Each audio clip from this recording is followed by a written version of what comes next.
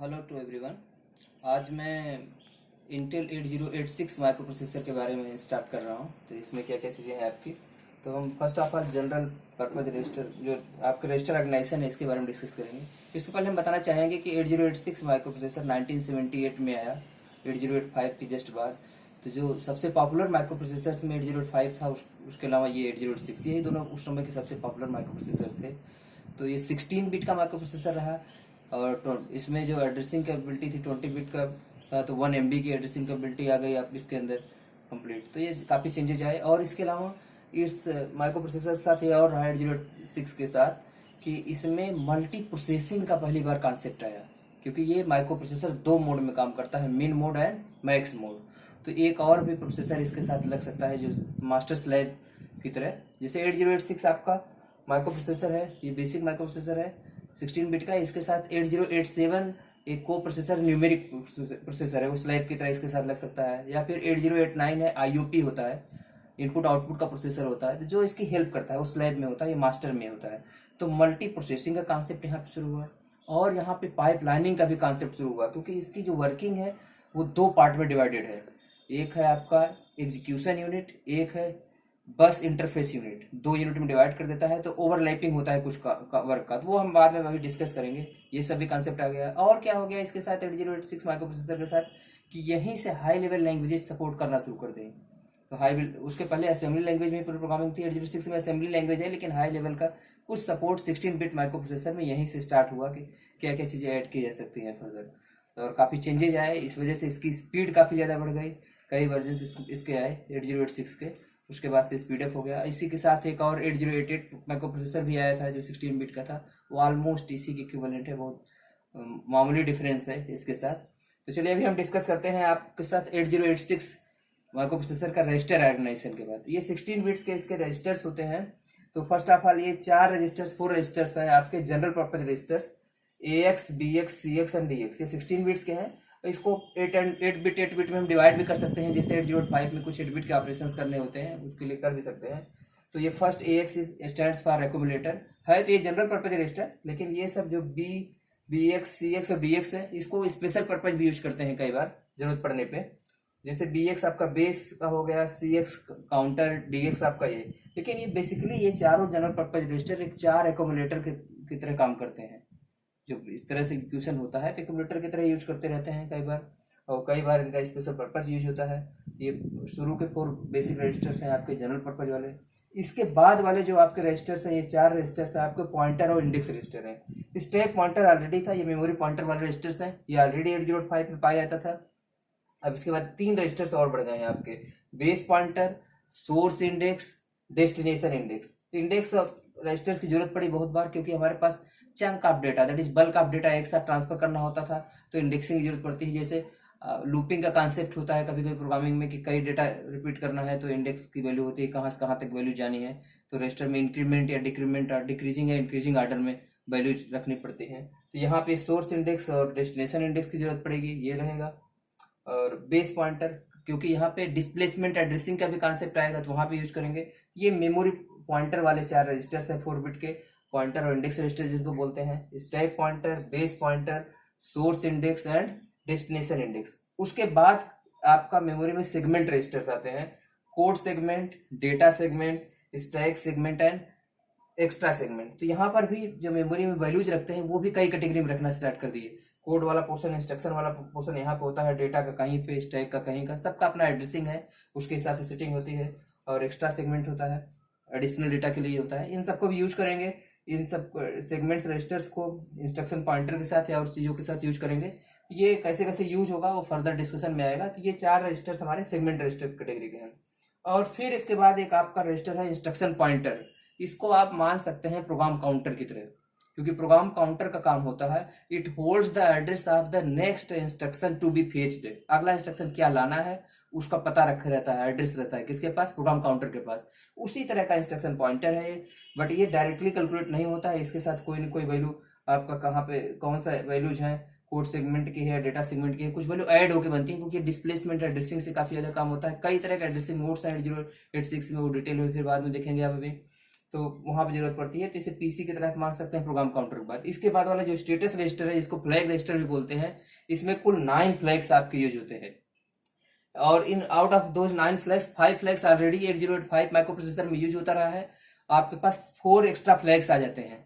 और जैसे आपका जो 9 फ्लैग्स पहले से यूज हो रहे हैं, 8 फ्लैग्स 5 फ्लैग्स 9 में से, तो वो फ्लैग्स आप देख सकते हैं। सी एफ होता है, दैट इज कैरी फ्लैग।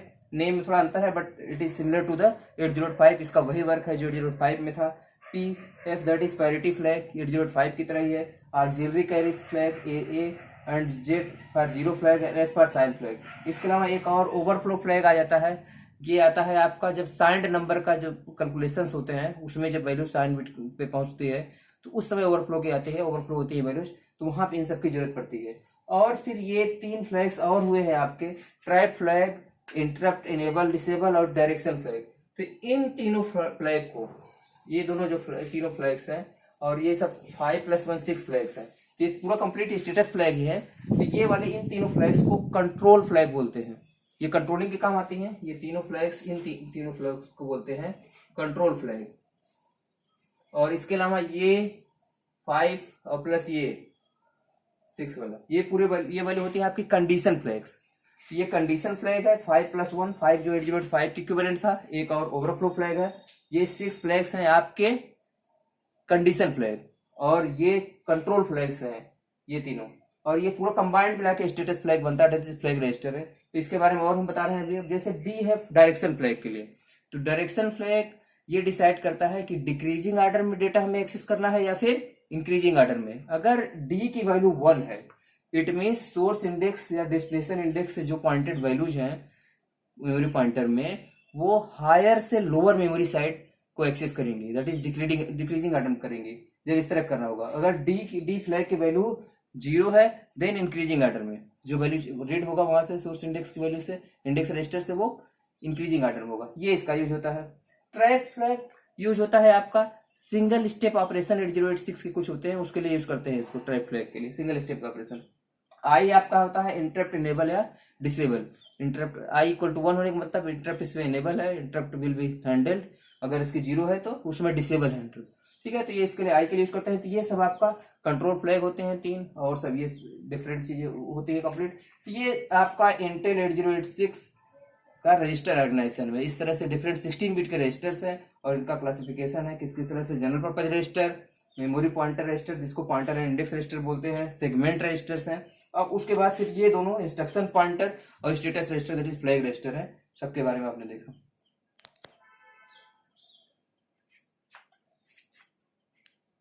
तो अब हम आते हैं 8086 की वर्किंग पे। ये ब्लॉक डायग्राम है इंटेल 8086 माइक्रो प्रोसेसर का।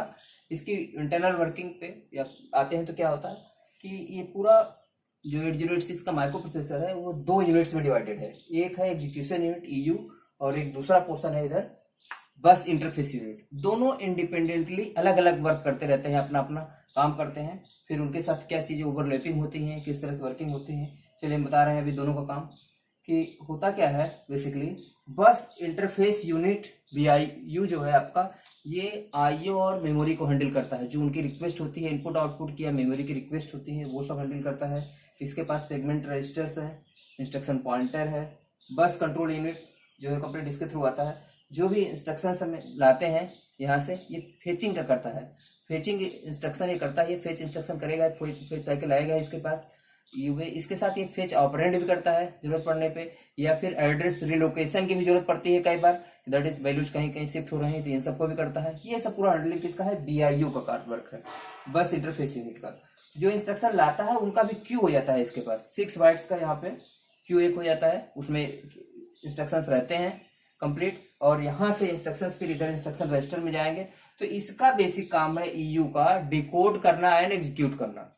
और प्रोग्रामिंग का जो मॉडल है माइक्रो प्रोसेसर्स का, उसमें कोई भी प्रोग्राम फर्स्ट ऑफ ऑल जब आता है फेच होके तो इंस्ट्रक्शन रजिस्टर में आता है, तब वो डिकोडिंग होती है उसकी, डिकोडिंग के बाद एग्जीक्यूशन होता है। तो कुछ भी डिकोड होने के लिए पहले उसका IR में होना जरूरी है, दैट इज इंस्ट्रक्शन रजिस्टर में आता है। जब लोड हो जाता है तब यहाँ पे होकर डिकोडिंग होता है। डिकोडिंग होने के बाद control signal, status signals, ALU operation जो परफॉर्म होंगे, और ये सब रजिस्टर अफेक्टेड होंगे जिस तरह के ऑपरेशंस होंगे एग्जीक्यूशन यूनिट में, ये सब होता है बेसिकली। ये बस के थ्रू सब एक्सेस होते हैं। तो ये 2 पार्ट में हमारा डिवाइडेड है। VIU का काम है fetching the instructions, fetching the operand whenever required, या रिलोकेशन की भी जरूरत कहीं पड़ेगी, ये सब करता रहेगा। EU का आपका काम है डिकोड करना और एग्जीक्यूट करना, ये ऑपरेशन इसका परफॉर्म होता है कंप्लीट, इस तरह से है। अब इसमें दोनों चीजें पैरेलल भी काफी देर चलती हैं, इस तरह से चल पाती हैं क्योंकि यहाँ पे जिस समय ये फेचिंग इंस्ट्रक्शन है बस will be busy, VIU use कर रहा है बस को, जिसमें फेचिंग द आप कोड है या फिर फेचिंग द ऑपरेंड्स है, ये सब कर रहा है। इन बिटवीन ये डिकोड और जब एग्जीक्यूट कर रहा है तो बस उसमें आइडल होगी, क्योंकि बस उसमें खाली है, तो फिर उसे वो नेक्स्ट इंस्ट्रक्शन जो होगा वो फेच कर लेगा VIU यूनिट, तो और उसके बाद में ये सब करता रहेगा। तो इसलिए इसके पास एक क्यू हो जाता है कई इंस्ट्रक्शंस का, और फिर ये पैरेलल में आपका एग्जीक्यूशन चलता रहेगा। अगर सीक्वेंस में चल रहा है, कोई किसी तरह का डिस्टर्बेंस, कोई break point, interrupt break point या DMA ब्रेक पॉइंट कुछ किसी तरह का नहीं आता है, तो यही पूरी सीक्वेंसिंग होती है। ये बस कंट्रोल, बस VIU क्या करता है, एडवांस में इंस्ट्रक्शंस लाता रहता है और यहाँ पे एग्जीक्यूट होने के लिए जाता रहता है डिकोड होके, जिसमें बस खाली होती है उसमें ये सब क्या कर देता है, डिकोडिंग और एग्जीक्यूशन चल रहा होता है, ये फिर से ला देता है। तो ये ओवरलैपिंग का कॉन्सेप्ट इसमें आता है कि जिस समय ये डिकोडिंग एग्जीक्यूशन चल रहा है, न्यू इंस्ट्रक्शंस आ गए हैं एडवांस में, तो इसी को कॉन्सेप्ट को बोलते हैं पाइपलाइनिंग। तो पाइपलाइनिंग का कॉन्सेप्ट माइक्रो प्रोसेसर में 8086 से ही शुरू हुआ था, इसके पहले पाइपलाइनिंग नहीं थी। मल्टी प्रोसेसिंग का भी कॉन्सेप्ट यहीं से शुरू हुआ, क्योंकि हमने बताया आपको कि यहाँ पे जब मैक्स मोड में ये वर्किंग करता है 8086 माइक्रो प्रोसेसर, तब उसके पास कुछ दो को प्रोसेसर यूज हो सकते हैं। एक होता है आपका 8086 को प्रोसेसर जो न्यूमेरिक को प्रोसेसर होता है, या फिर 8089 को प्रोसेसर जो कि IOP होता है, that is input output processor है, जिससे और भी ज्यादा स्पीड बढ़ जाती है। ये स्पीड बढ़ाने का बहुत ज्यादा काम हो जाता है, और ये पाइपलाइनिंग का कॉन्सेप्ट यूज हो रहा है साथ साथ ये सब मैक्स मोड में। इस तरह से 8086 में एज कंपेयर टू 8085 काफी ज्यादा चेंजेस आ गए। आप इसे फिर से एक बार देखें कि VIU में किस तरह से बस इंटरफेस, बस कंट्रोल सभी के पास है। ये दो यूनिट्स में पूरा इंटरनल ब्लॉक डायग्राम 8086 का डिवाइडेड है, इंटरनल आर्किटेक्चर है ये आपका प्रोग्रामिंग मॉडल में। तो ये बस इंटरफेस यूनिट है, यहाँ से इंस्ट्रक्शंस फेच होके आते रहेंगे, जो उसके बाद फिर IR वैल्यू आएगी, तो यहाँ के बाद डिकोडिंग होगा, डिकोडिंग के बाद कंट्रोल यूनिट है, ALU है, दैट इज CPU वाला पोर्सन है, status register that is flag register है, ये सब अपना वर्क करेंगे। और उसके बाद में इन सब रजिस्टर्स का ओब्वियसली इन सब का यूज करेंगे, जो भी रजिस्टर जैसी जरूरत पड़ेगी, जिस तरह की एड्रेसिंग होगी ये करते रहेंगे। ठीक है, इन बिटवीन अगर ये क्या करेगा, ऑपरेंड भी फेच करता रहेगा और भी इंस्ट्रक्शन फेच करेगा, एड्रेस लोकेशन करेगा, एडवांस में आता रहेगा। कई बार क्या होता है 2 बाइट्स इसमें एम्पटी होती है, 2 इंस्ट्रक्शंस, तो फिर से आके यहाँ पे क्यू एक लग जाता है, इंस्ट्रक्शन क्यू। और जो ये इंस्ट्रक्शन क्यू होता है फीफो नेचर का होता है, फर्स्ट इन फर्स्ट आउट। ठीक है, उसी सीक्वेंस में जाता रहता है, जो इंस्ट्रक्शन का सीक्वेंसिंग होती है ये कंप्लीट होता चला जाता है। ठीक है, तो इस तरह से 8086 में 8085 के कंपेयर में काफ़ी ज़्यादा मेमोरी स्पेस भी बढ़ गया और एग्जीक्यूशन की स्पीड भी बढ़ गई।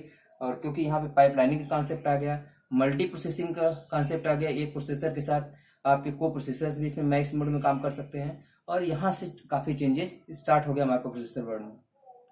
This is all about 8086। Thank you.